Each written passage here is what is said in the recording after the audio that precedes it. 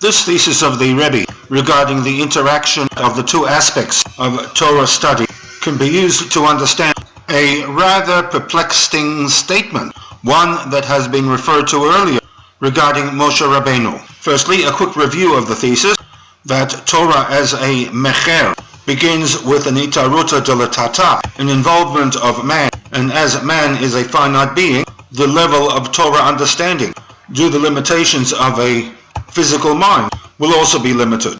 However, once man has completed his or her avodah, as much as he or she can accomplish, either in the areas of limud Torah, tefillah, or kiyum hamitzvot, this produces a hana'ah, a sense of satisfaction kavayachol to HaKadosh Baruch Hu, and then in return, HaKadosh Baruch Hu releases a level of kedusha that is lama'ala mitam v'dat, levels that go beyond the limitations of the physical individual. We sometimes refer to these levels of kedusha as nevuah. It is to these levels the descriptive matana, a gift.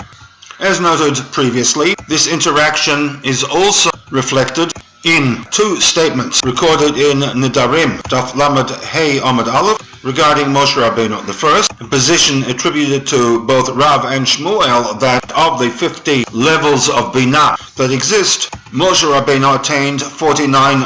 This was the limit that Moshe Rabbeinu, as a finite individual, could hope to achieve. Regarding the 50th level, the infinite level, the Gemara records on the same daf, in the name of Rabbi Yochanan, that Batchila haya Moshe lomed Torah. At first, Moshe would study Torah, umashkecha, and God made him forget the Torah that he had learned, until eventually the ultimate level of Torah knowledge was given to him b'matana. The Mahashad and others do ask the question as to what was the point of having Moshe study Torah and then God forcing him to forget what he had learned, and offers an explanation within the framework of Drush.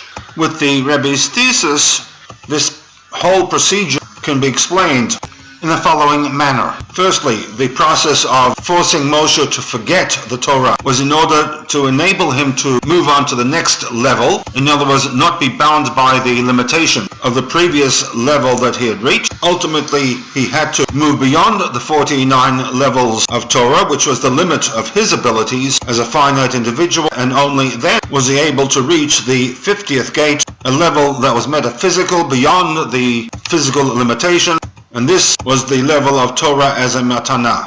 The Rebbe in the SICHAH now goes on to apply this thesis to explain a rather puzzling statement attributed to Yehuda ben Tema, one that is recorded in the Pirkei Avot Perek Vav, Mishnah Chaf.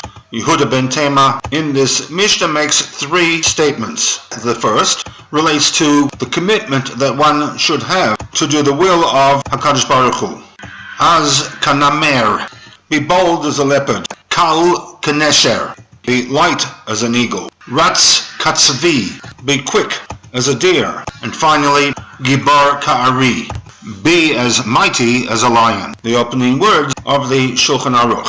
A second, a warning and a promise that the Az Panim, the arrogant, the Gehenna, is destined to remain in Gehenna, whereas the Boshet Panim, the humble, the Gan Eden, to Gan Eden.